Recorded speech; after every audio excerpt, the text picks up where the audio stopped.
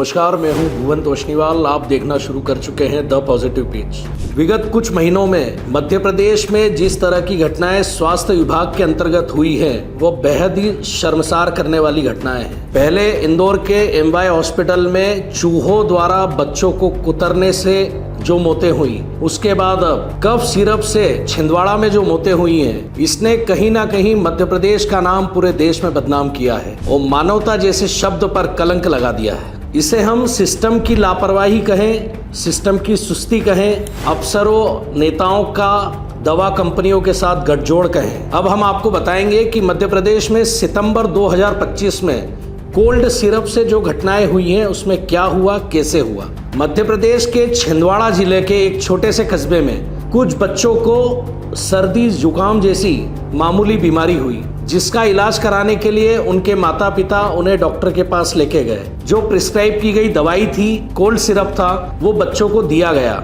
जिसका परिणाम यह हुआ कि जिन बच्चों ने यह कफ सिरप पिया, ये उनकी आखिरी खुराक हो गई। कोल्ड रिफ कफ सिरप अपना असर दिखा चुका था। वहीं माता पिता अपने बच्चों को बचाने के लिए हॉस्पिटलों के चक्कर काट रहे थे, माताएं बिलबिला रही थी, डॉक्टर डायलिसिस करके बच्चों को बचाने की कोशिश कर रहे थे, मगर अमानवीयता की हद को पार करते हुए इस सिस्टम से जो कफ सिरप बना उसने बच्चों को निगल लिया। कफ सिरप मामले में पहले 9 मौतें हुई, उसके बाद 11 और यह गिनती बढ़ते बढ़ते 20 तक पहुंच गई। यह आंकड़ा सिर्फ एक संख्या नहीं, 20 परिवारों की तबाही की कहानी है। बैतूल और बालाघाट जिलों में भी मामले सामने आए। कई बच्चे अब भी वेंटिलेटर पर हैं। रिपोर्ट में खुलासा हुआ कि जिस कफ सिरप से मौतें हुई हैं उसके अंदर टॉक्सिक इंडस्ट्रियल केमिकल जैसा पदार्थ था, जिसे हम DEG के नाम से भी जान सकते हैं। यानी हम मान सकते हैं कि सरकार की मॉनिटरिंग, सरकार की टेस्टिंग न होने के कारण यह दवाई एक जहर बनकर बाजार में फैली हुई थी। उक्त मामले में दोष कहाँ है, विफलताएं कहाँ हैं? गुणवत्ता नियंत्रण की विफलता। कोल्ड ड्रिप सिरप की बैच SR13 में रॉ मटेरियल की जांच अधूरी थी। फैक्ट्री में ना हवा के फिल्टर, ना पेस्ट कंट्रोल, ना ही मानक प्रयोगशाला उपकरण थे। जब निरीक्षण हुआ तो पाया गया कि सिरप बनाने में नॉन फार्माकोपियर ग्रेड पॉलीलाइन जैसे ग्रेड का इस्तेमाल हुआ था, वही रसायन जिसमें DEG जैसी जहरीली मिलावट पाई गई थी। प्रशासनिक सुस्ती और नियामक लापरवाही। यह सिरप महीनों तक सरकारी और निजी दोनों दवा दुकानों में बेचा गया। कोई नियमित सैंपलिंग नहीं, कोई रिव्यू नहीं। राज्य की DFA टीम और CDSCO central drug standard control organization तब हरकत में आई जब बच्चों की मौत हो चुकी थी। डिजिटल निगरानी तंत्र की कमी। कहां से दवा आई, किस डिस्ट्रीब्यूटर ने दी, किस फार्मेसी तक पहुंची, इसका कोई एकीकृत ट्रैक रिकॉर्ड नहीं था। NABL प्रमाणित लैब का इस्तेमाल हर बार नहीं हुआ। कई जगह स्थानीय प्रयोगशालाएं बिना मानक उपकरणों के ही रिपोर्ट जारी कर रही थी। मानवीय स्तर पर लापरवाही। डॉक्टरों, फार्मासिस्टों और अधिकारियों के बीच समन्वय की कमी। न किसी ने चेतावनी दी, न विकल्प सुझाया। एक पेडिटिशियन को गिरफ्तार किया गया जिसने यह दवाई लिखी थी, लेकिन सवाल यह है कि सिस्टम ने उसे यह दवा लिखने की इजाजत क्यों दी। भारत का फार्मास्यूटिकल सेक्टर आज पूरे विश्व में तीसरे नंबर पर गिना जाता है। बड़े आश्चर्य की बात है कि इतनी घोर लापरवाही, बिना मानकों, बिना मॉनिटरिंग के भी दवा उद्योग में उन दवाइयों का निर्माण हो रहा है जो बच्चों, बुजुर्गों और बीमारों को दी जाती है। दवा उद्योग की सच्चाई अगर हम देखें तो बहुत सी ऐसी ड्रग मैन्युफैक्चरिंग यूनिट भारत में चल रही है जो 2 या 3 कमरों में संचालित हो रही है, जिसके पास न ट्रेंड स्टाफ है, न स्टैंडर्ड लैब है, न किसी मानकों का पालन उनके द्वारा पूरी तरह से किया जा रहा है। दीवारों पर नमी, खुले टैंक में मिक्स हो रहे रसायन, बिना ग्लव्स और मास्क के काम करते मजदूर, और ऊपर से निरीक्षण रिपोर्ट में सब सही का सर्टिफिकेट सरकार दे देती है। यह दृश्य किसी फिल्म का हिस्सा नहीं, यह हमारे स्वास्थ्य तंत्र की सच्चाई है। यह त्रासदी किसी एक दवा या किसी सिरप की त्रासदी नहीं है, जहां हम मान सकते हैं कि जान बचाने, जिंदगी बचाने वाली दवाई कभी कभी जहर का भी काम कर देती है। इंदौर और देवास में अभी हाल ही में 2 दवा निर्माण इकाइयों को सरकार द्वारा तय मानकों पर खरे नहीं उतरने पर उनका उत्पादन यूनिट बंद करने का आदेश दिया गया है। अब आप सोचिए कि जहां दवाइयां बनाई जाती हैं, उन्हें पैकिंग किया जाता है, वहां पर आसपास धूल उड़ रही हो, केमिकल और पेंट के डब्बे खुले पड़े हों, तो क्या हम ऐसी स्थिति में भारत को विश्व में दवा मैन्युफैक्चरिंग में तीसरे पायदान पर गिन सकते हैं? क्या ये भारत की फार्मा मेडिकल सेक्टर की सच्चाई है? दवा उद्योग में कई कंपनियां ऐसी भी हैं जो थर्ड पार्टी मैन्युफैक्चरिंग यूनिट के नाम पर लाइसेंस लेती है और उसका निर्माण रिपैकिंग कर कर दवाइयाँ एमआर आदि के द्वारा बाजार में बेचती हैं, ताकि किसी भी तरह की दुर्घटना होने पर या नियमों का पालन या मानकों पर खरीद नहीं उतरने पर पूरी जिम्मेदारी मैन्युफैक्चरिंग यूनिट की हो जाती है।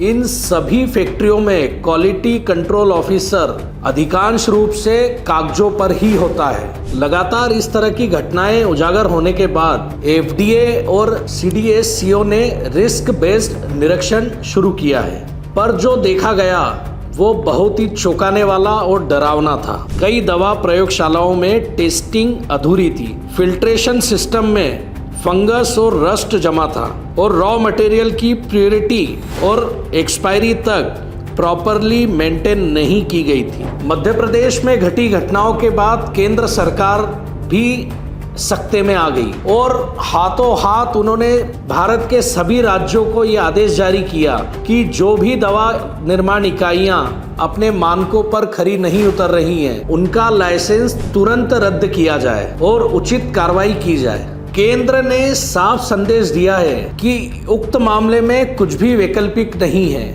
यह जीवन मृत्यु का मामला है, इसलिए किसी भी तरह की कोई गुंजाइश नहीं छोड़ी जाए। लेकिन आम जनता के मन में कुछ सवाल आज भी गूंज रहे हैं। यह सख्ती हमेशा हादसा हो जाने के बाद ही क्यों आती है? क्यों सरकार नींद से तब जागती है, तब निरीक्षण करवाती है जब बच्चे मर चुके होते हैं? सरकार तब क्यों नहीं जागृत होती जब दवा रूपी जहर बोतलों में भरा जा रहा होता है? सरकार द्वारा हर मौत के बाद, हर घटना के बाद जब सुधार की बात की जाती है तो यकीन मानिए कि उक्त सुधार के पीछे किसी ना किसी परिवार ने अपने किसी ना किसी बच्चे को खोया ही है। उक्त घटित घटनाओं में सरकार का क्या रोड मैप है ये तो हम नहीं जानते, मगर इसका क्या समाधान हो सकता है वो सलाह हम जरूर दे सकते हैं। Zero tolerance policy. जो भी कंपनी या अधिकारी गुणवत्ता में ढिलाई करता है उसके लिए जीरो टॉलरेंस नीति होनी चाहिए।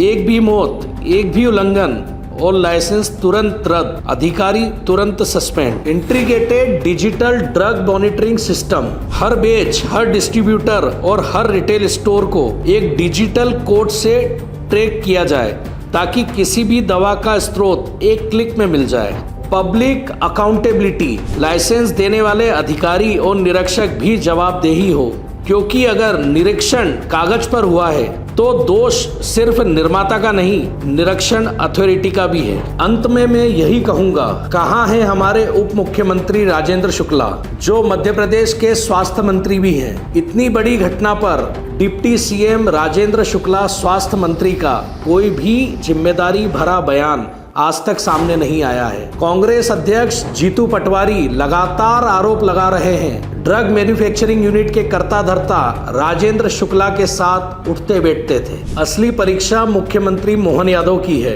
लगातार घट रही घटनाएं कहीं ना कहीं सिस्टम की कमजोरी को बता रही हैं और इसके साथ ही राजनीति में आपसी भीतरघात को भी उजागर कर रही है। स्वास्थ्य मंत्री राजेंद्र शुक्ला के विभाग में जिस तरह की घटनाएं लगातार घट रही हैं और उसके साथ ही विपक्ष लगातार मुख्यमंत्री को घेर रही है, यह कहीं ना कहीं संदेश मुख्यमंत्री मोहन यादव के लिए सुखद नहीं है। उन्हें आपसी भीतरघात को खत्म करते हुए महाकुंभ की तैयारियों से लेकर स्वास्थ्य विभाग की समस्याओं को निश्चित तौर पर सुलझाना होगा। सभी विभागों की मॉनिटरिंग व्यवस्थाएं कड़ी करनी होंगी, जवाबदेही तय करनी पड़ेगी, चाहे वो अधिकारी हो, चाहे राजनेता और चाहे डिप्टी सीएम क्यों ना हो। साथ ही आम जनता को, सरकार को लगातार यह एहसास कराना होगा कि अगर सिस्टम से भरोसा उठ जाए तो समाज बीमार हो जाता है। इसी कड़ी के साथ मैं आपसे विदा लेता हूं।